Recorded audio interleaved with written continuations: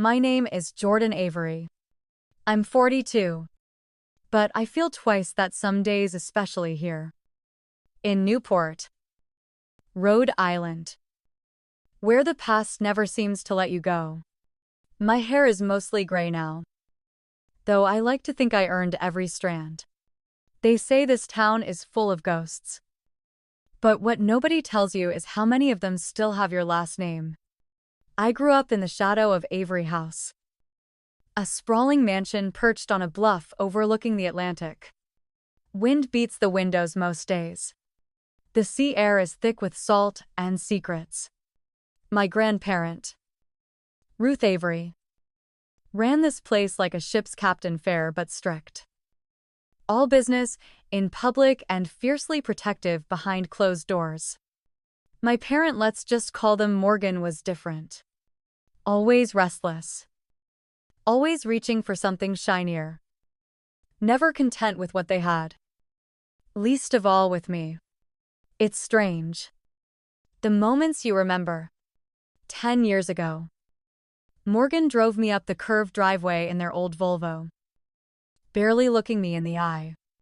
I was 32. Newly graduated. Still believing you could patch up family with good intentions and holiday cards. Instead, Morgan left me on the porch with 2 suitcases and a good luck. Their new partner waiting in the car, tapping impatiently on their phone. That was the last I saw of Morgan for over a decade. My grandparent took me in. No questions asked. They made it clear, blood doesn't make a family, actions do. Under Ruth's roof, I found not just a home, but a second chance. We fixed up the old house together, painted the library, tamed the wild rose bushes. For the first time since I was a kid, I felt like I belonged somewhere. I tried not to think about Morgan or what I'd lost. But life has a cruel sense of humor, and death is never as final as we wish it to be. Last month, Ruth passed away after a brief illness. I sat with her in the sunroom, her final days, reading aloud from the Providence Journal and holding her hand when the pain got bad. She died peacefully. Her last words to me, barely a whisper. Don't let them take this from you. At the time, I didn't understand. But I soon would. The will reading was scheduled for a Friday, one of those rare sunny days in late October, with a cold wind whipping off the water. I arrived at the law office early, dressed in a black sweater and jeans that never seemed quite formal enough for these old money rituals. The office was all dark wood, dusty oil paintings, and the faint aroma of legal paper and burnt coffee. I didn't expect any drama. My grandparent was always careful, always planning. I figured there'd be a small sum left. Maybe the house if I was lucky. A few family mementos. Mostly. I wanted closure, a last chapter. Signed and sealed. But as I settled into the stiff-backed chair in the conference room, the door swung open. I looked up, expecting perhaps Ruth's old friends or the attorney's assistant. Instead, there they were, Morgan and their partner, Lizette, sweeping in as if they owned the place. Morgan wore that same smug half-smile, a glint of triumph in their eyes. Lizette, dressed in pearls and heels, looked around with barely concealed boredom, as if she couldn't believe she'd been dragged away from her Parisian brunch for this. Jordan, Morgan said, drawing out my name like a knife. Well, isn't this a family reunion? We're your family now. Aren't we? Darling, Lizette smirked, sliding into the chair beside Morgan. My heart thudded in my chest. All the old feelings came rushing back: shame, anger, that sick twist of being unwanted. For a moment, I felt like a child again, waiting for someone to step in and explain that there'd been a mistake. But there was no mistake. Morgan launched into their speech before the attorney could even sit. We're here to ensure the Avery legacy stays in the right hands. You know how emotional you get. Jordan. It's best if someone responsible takes care of things. The words dripped with condescension. Lizette pretended to check her nails. It was humiliating. They hadn't seen me in years. Yet they acted as if I was still some lost kid, incapable. Unstable. A problem to be managed. For a split second, I almost shrank back. But then I remembered Ruth's voice. Clear as a bell, don't let them take this from you. That was when the door opened again. In walked my attorney. MX. Lane Carter, sharp suit. Hair pulled back. Eyes that missed nothing. They set a thick folder on the table and nodded to me. A silent message, don't worry. You're not alone. Morgan's face paled. Lizette's lips parted in surprise. They clearly hadn't expected me to have legal backup or for Lane to be the one representing me. I realized then just how much they'd underestimated me. The room grew silent. The kind of silence that's heavier than shouting. The clock ticked on the wall. Lane began to read. That's when everything started to unravel. Comment where you're watching from. What time it is. And whether you've ever felt betrayed by family. Hit like so more people hear this story. And trust me, you won't believe what happened next.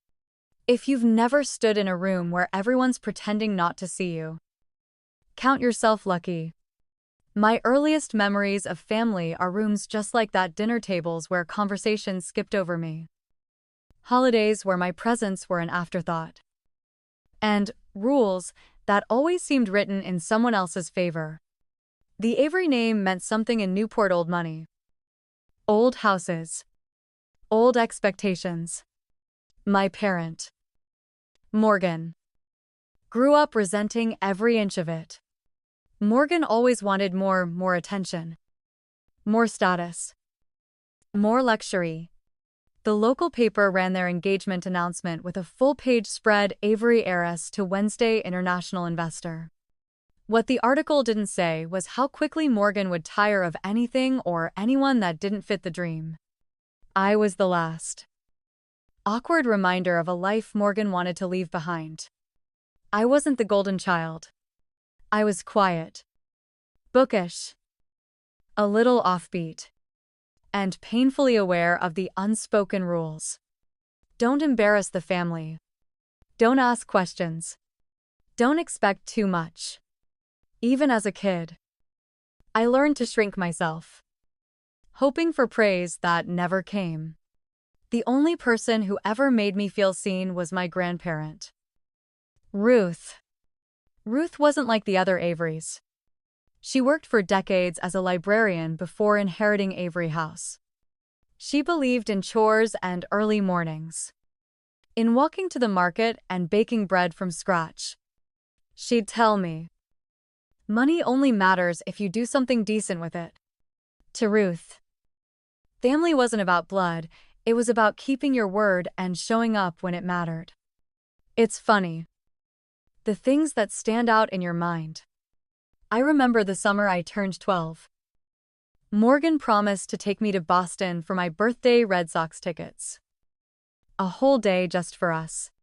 The day arrived. But Morgan had a headache. I spent the afternoon in the garden with Ruth, listening to the baseball game on a tinny radio. That was the first time I understood how disappointment could become routine. Looking back, the warning signs were everywhere. Morgan was always chasing the next thing, a new job, a new city, a new romance. I learned early not to get attached.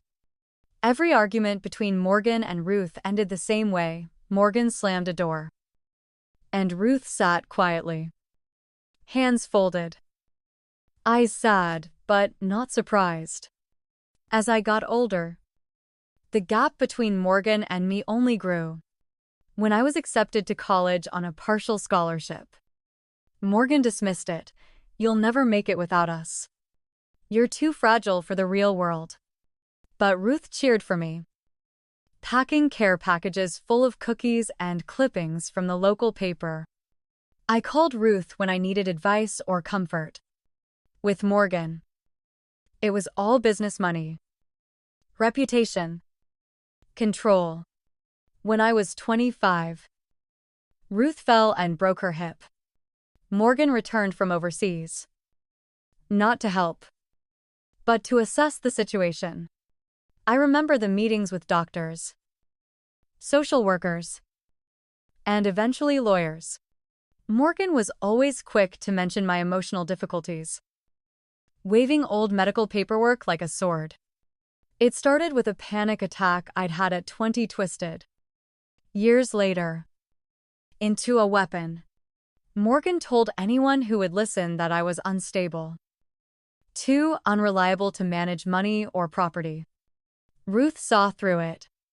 She called Morgan's bluff, quietly updating her will to protect me. But she never told me the details. "Some things you just have to trust me on," she said. I tried, but doubt had a way of creeping in at night. When the house was quiet and the only sound was the ocean, there was always a gap between the Avery name and the real people behind it. Ruth was respected in town, volunteered at the library, donated to the food pantry, hosted book clubs for anyone who cared to read. Morgan showed up for galas and charity balls, collecting social capital the way others collect coins. My existence was an inconvenience, something Morgan managed, not cherished. Still, Ruth shielded me as best she could. She paid for my therapy, encouraged my independence, and left me in charge of small family projects.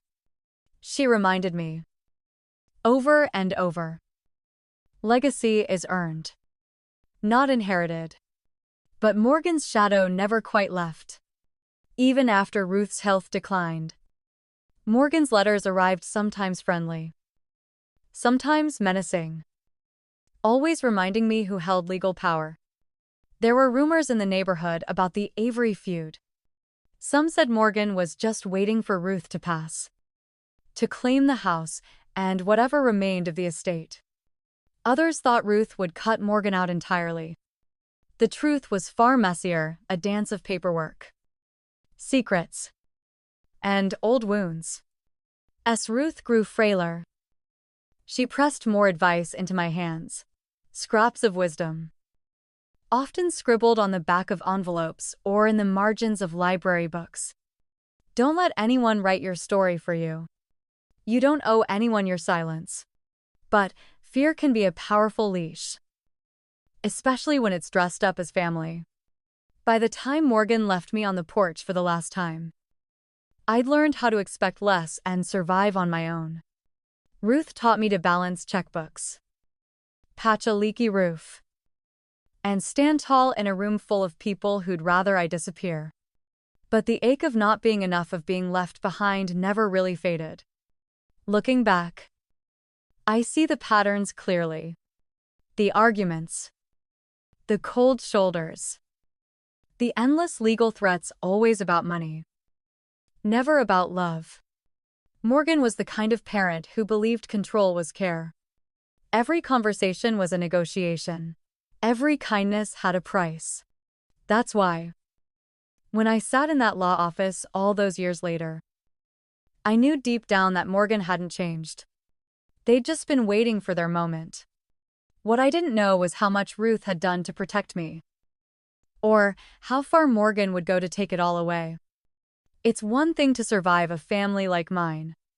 It's another to realize that surviving isn't enough.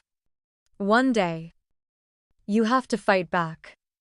It's strange how you can prepare yourself for disappointment. Tell yourself you've seen every trick in the book, and still find new ways to be shocked by your own family. The day of the will reading felt like a performance, one where the script was written long before any of us walked through the door. Sunlight flashed across the old law office's brass fixtures. But everything inside felt chilly, like the warmth had been sucked out by decades of arguments and secrets. Morgan sat beside their partner Lizette, both of them draped in the kind of designer clothing that tried too hard to look casual. Morgan drummed their manicured fingers on the table, glancing around with that old air of entitlement. Lizette scrolled through her phone, pausing now and then to throw me a look that hovered between pity and disdain. I took a slow breath, grounding myself in the memory of Ruth's voice. They can only hurt you if you let them. But nothing could have braced me for the way Morgan seized the room, taking command as if it were their private boardroom. Clive Barron, Ruth's longtime attorney, stood at the head of the table, clearing his throat. His tone was measured, steady, almost ritualistic. Thank you for coming. We are here to execute the last will and testament of Ruth Avery, and to ensure her wishes are respected. Morgan leaned forward, almost eager. Let's not drag this out. Clive, we all know what's at stake. The house. The assets. Jordan isn't in any shape to manage it. As next of kin, I expect full authority to be restored to me, as Ruth herself intended. Lizette gave a soft, cutting laugh. It's for your own good. Jordan, handling an estate of this size would overwhelm anyone in your situation. She didn't even try to hide her contempt. I felt every pair of eyes in the room flicker my way. Suddenly, I was back in that kitchen at 12 years old, accused of losing a priceless family ring I'd never touched. Guilt, shame, humiliation. All those old poisons boiled up at once. Clive read from the will in a steady monotone. I, Ruth Avery, being of sound mind, do hereby leave my entire estate consisting of the property known as Avery House, all financial assets, and the sum of $19 million to my grandchild, Jordan Avery. With this, I entrust them to carry on the Avery legacy in their own way, free from undue influence or control. Morgan's face reddened. This must be a mistake. They snapped, reaching into a battered briefcase and pulling out a thick folder. I am Jordan's legal guardian. These documents prove as much. Medical records, court rulings, expert evaluations. Jordan was declared emotionally unfit in 1988 after that incident. Any will that ignores this legal reality is invalid. Lisette smirked, voice oozing cruelty. Let's not pretend. Jordan, we all know you've had difficulties. Managing this much money could be dangerous for everyone. For a heartbeat. The room hung in silence. My hands shook beneath the table. Not from fear, but from fury. I stared at the folder. My life, reduced to old paperwork and half-truths, weaponized against me. Clive, to his credit, didn't blink. As executor, I must review all documents, but I must also honor Ruth's clear instructions. In addition, state law has changed since those papers were signed. He met my eyes. Rhode Island statute now recognizes the autonomy of adult dependents. A guardianship cannot be reactivated without clear evidence of current incapacity, certified by a court-appointed evaluator. Morgan's jaw clenched. You're playing games, Clive? This estate was built by my family, not for Jordan to squander. Lizette leaned in, her words barely above a whisper, but every bit as sharp. You think a signature on a page makes you worthy of all this? Money changes people. Jordan, it's already changing you, and not for the better. It was public. It was ugly. And it was all by design. Morgan wanted me to crack. to lose my temper, to give them the ammunition they needed. But I stayed quiet. Every insult, every dismissive glance, every attempt to erase me, I let it wash over, letting their own cruelty do the talking. Then Morgan made their fatal move. If you refuse to hand over control, I'll have no choice but to file for full conservatorship. You'll be left with nothing, not the house, not the money, not even a say in how Ruth is remembered. Their voice was ice, lips curling in a way that would have made a stranger think this was about mercy, not greed. Lizette added, "You'll thank us when this is over. Some people simply aren't meant to carry this kind of responsibility." My attorney, MX Carter, waited until Morgan finished, then set a second envelope on the table. "There is another document," they said. Voice quiet but confident. "And I believe it changes everything." The mood in the room snapped tight. Even Lizette's mask slipped, curiosity battling with irritation. I watched Morgan's fingers clench the folder until their knuckles turned white. But what they didn't know was this time, the law wasn't on their side. I didn't sleep that night, not even a minute. My mind churned with every word, every look, every old hurt brought to life in that law office. For years, I had survived by keeping my head down, believing that if I just stayed quiet, nobody could take more from me than I'd already lost. But now, the stakes were too high. It was time to fight. Not just for the inheritance, but for my right to exist on my own terms. That evening, I sat in Ruth's old study, surrounded by the smell of faded books and cedar. Clutching a mug of cold coffee, the window rattled with the wind coming in off the sea. Outside, the world seemed unchanged, waves beating the rocks, gulls crying in the dusk, but inside me, everything was shifting. I pulled out the sealed box Clive had handed me, the one Ruth left for emergencies only. My hands shook as I undid the clasp.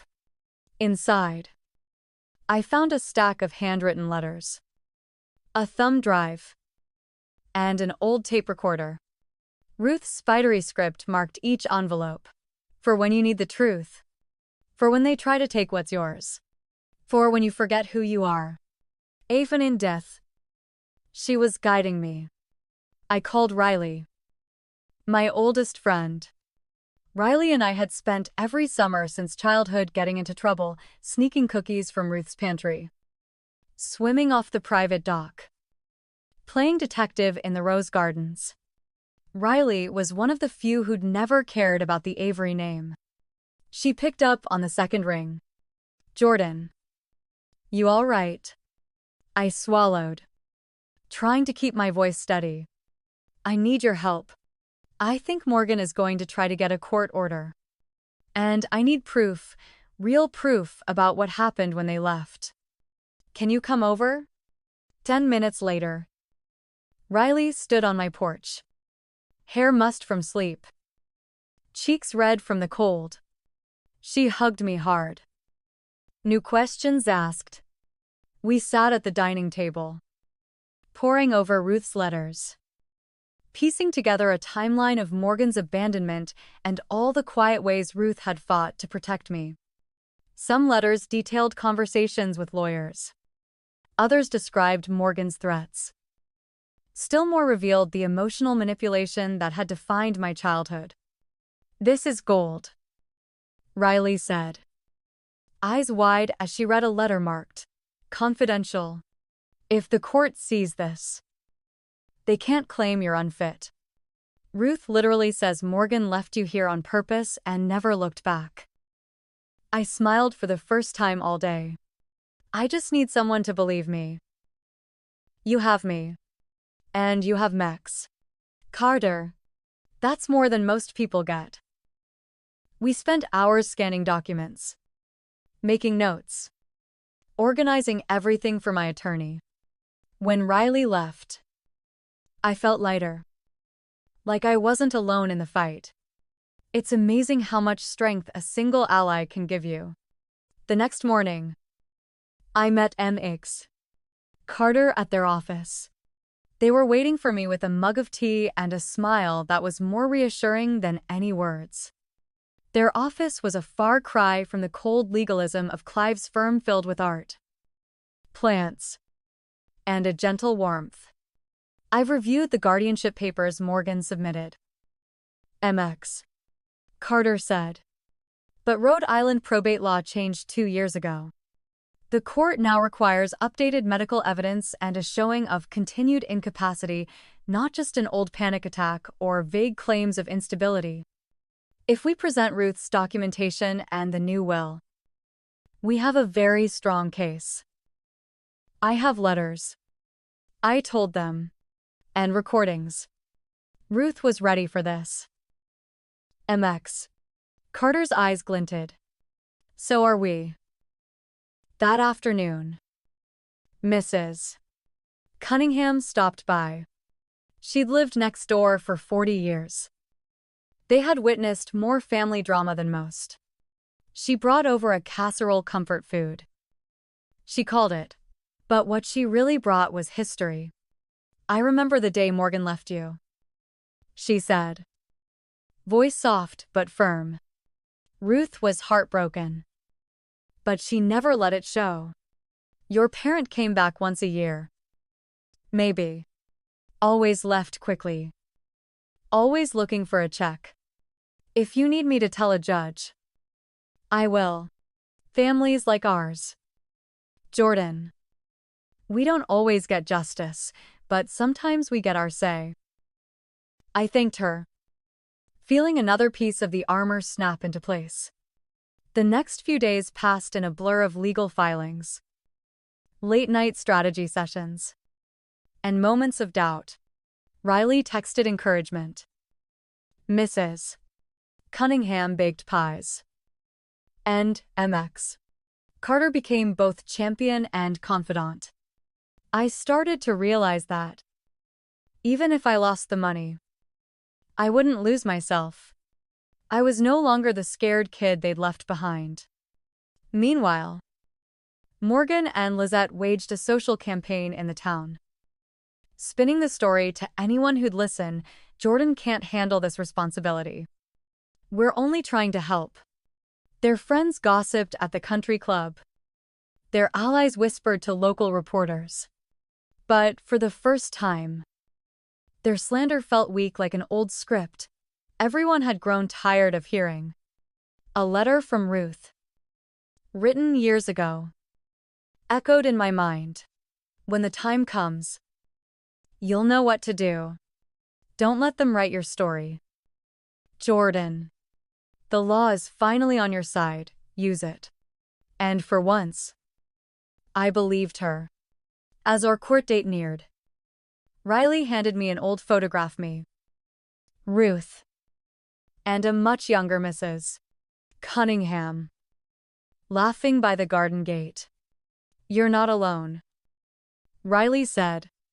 And you never were. That night, I stood on the porch in the cold Newport air, the mansion's lights glowing behind me. The town spread out like a promise in the distance. For years, I'd survived. Now, I was ready to fight back and win. The morning of the court hearing, I woke before dawn. I'd barely slept, my mind chasing every worst-case scenario. By sunrise, I was dressed and ready. Ruth's last letter tucked into my coat pocket like a shield. The air was sharp and salty as I made my way to the courthouse on Thames Street. Newport felt different that morning, quieter, as if the whole town was holding its breath. MX Carter met me at the courthouse steps, coffee in hand, exuding calm. We're ready, they said, handing me a folder. You have everything you need. Inside were neatly tabbed exhibits. Ruth's will, the letters, Mrs. Cunningham Swan affidavit, Riley's statement, and the medical documents that quietly disproved Morgan's old story. I felt the weight of every page, a life's worth of battles, finally organized into a single, undeniable truth. The hearing room was crowded. Morgan and Lizette sat across from us, flanked by a pair of expensive attorneys. Their confidence radiated until the judge walked in, and everyone stood, the formalities suddenly making the stakes all too real. Judge Hammond, an older man with a reputation for fairness, opened the proceedings briskly. This is a hearing to determine the rightful executor and beneficiary of the Avery estate, and the question of adult guardianship over Jordan Avery. I want clear, factual evidence, no family drama. Understood. Morgan's attorney began, painting a picture of me as a fragile, unstable dependent. They spoke of mental health crises and emotional vulnerability. Lizette's face was a portrait of concern, her voice trembling as she said, "We only want what's best for Jordan." For a moment, their performance worked. The judge scribbled notes. The gallery murmured. Then MX Carter stood, all quiet power and confidence. "Your Honor, may I present a timeline of events, supported by documentation from the late Ruth Avery herself. We have letters, audio recordings, and sworn statements from witnesses who can speak directly to the character and capacity of Jordan Avery." As evidence was submitted, the atmosphere in the room shifted. The letters revealed years of neglect. Not on my part, but Morgan's. Ruth's voice on a recording played over the speakers, clear and unwavering. "I fear for Jordan. Not because they are incapable, but because Morgan will do anything to control them, even fabricate illness, even twist the law." For a moment, even Morgan looked shaken. The judge requested to hear the tape a second time. As Ruth's words rang out, Morgan's attorneys started to sweat. The cracks in their case became visible to everyone. But the true turning point came with MX Carter's final piece of evidence, the sealed will. "Your Honor, as executor, Mr. Barron failed to mention the existence of a codicil, a legal addendum to the will, to be opened only if Jordan's rights were challenged." The judge opened the envelope. Inside was a letter in Ruth's unmistakable hand. "If Morgan or any family member contests this inheritance, let it be known that I have documented, in detail, the events that led me to disinherit them, their abandonment of Jordan, their years of absence, their efforts to manipulate the courts, all are known to me and to my legal counsel. This property, and all associated assets, belongs solely to Jordan. Any challenge shall result in the immediate forfeiture of all claims and the right to pursue damages." A collective gasp ran through the room. The gallery buzzed. Even Morgan's expensive composure finally cracked red-faced, fists clenched, mouth twitching. Lizette let out a little gasp, her eyes darting between the judge and the will, as if searching for an escape route. Judge Hammond leaned forward. "It appears, Mr. Avery, excuse me, Jordan, that the law and your grandparents' wishes are abundantly clear. Morgan Avery, your petition for guardianship is denied. Further, the court recognizes Jordan Avery as the sole heir to the estate, with all privileges and responsibilities. This case is closed." Morgan shot to their feet, a face twisted with rage. "You think this is justice? Jordan is nothing without us. Money won't save them from themselves. And it sure as hell won't make them worthy of the Avery name. This is a farce."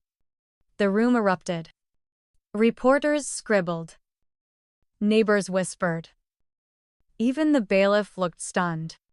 Judge Hammond banged his gavel, his voice cutting through the noise. That will be enough. This is a court of law, not a playground for family grievances. Lizette turned on Morgan, her voice cold and biting for the first time.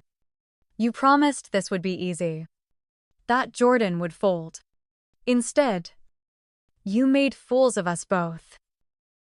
For the first time in years, I felt the weight lift from my shoulders. Not because I had won the money or the house, but because, finally, the truth had been heard.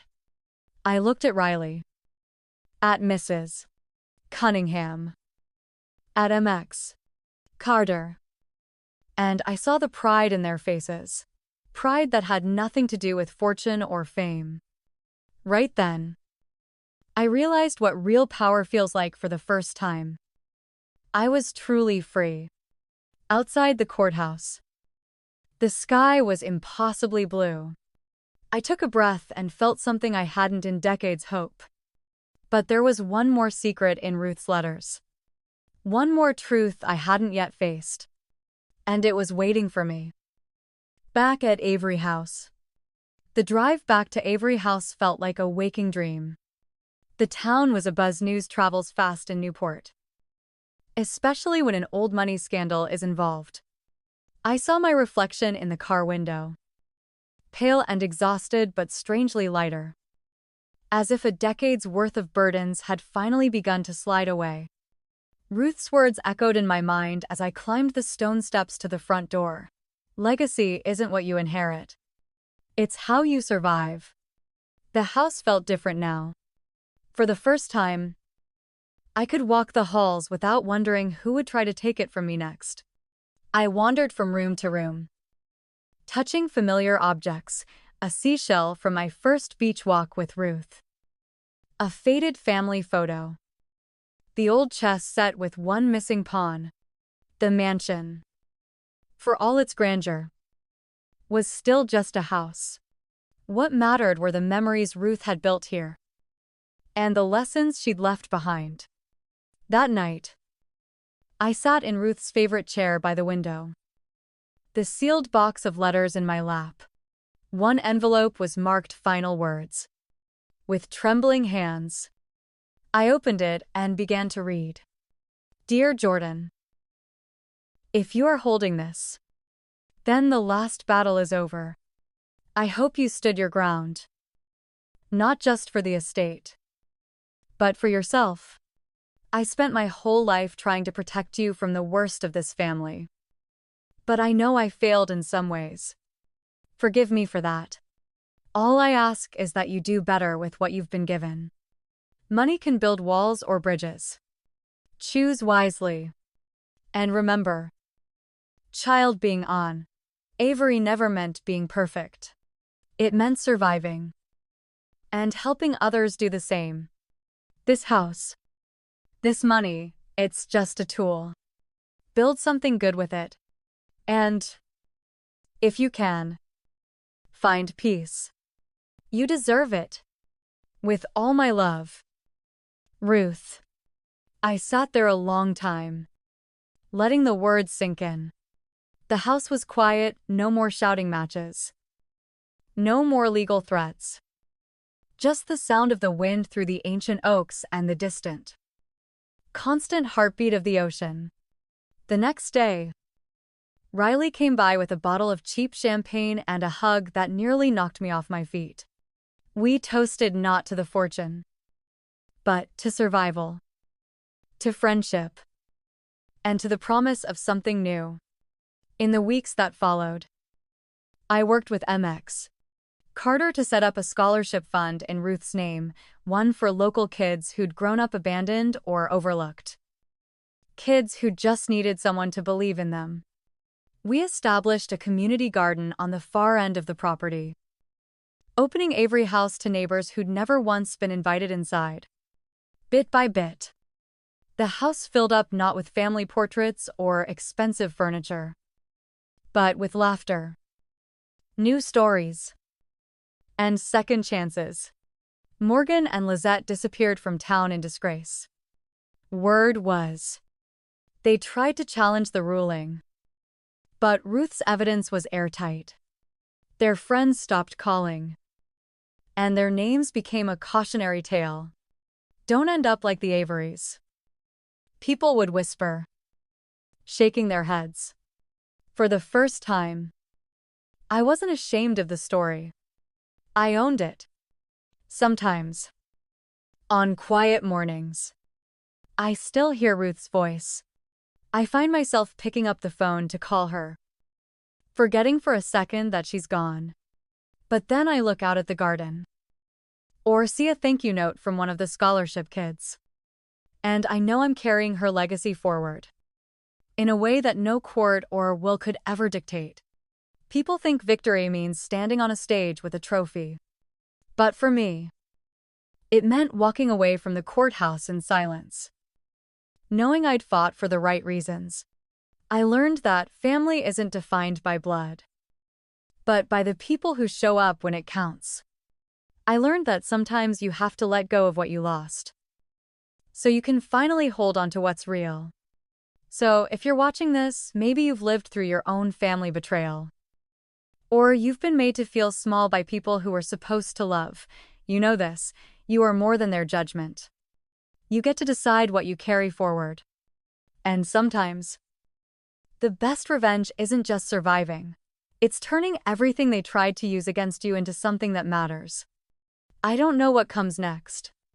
Maybe I'll finally take that trip Ruth always wanted for us, drive the Pacific coast, see the redwoods, breathe in the salt air somewhere new.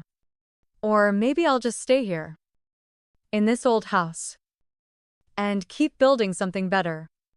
Either way, I know now that I'm enough. If you've ever witnessed or experienced injustice in your own family, share your story in the comments. And don't forget to subscribe for more unbelievable family tales. Some secrets are too shocking to keep.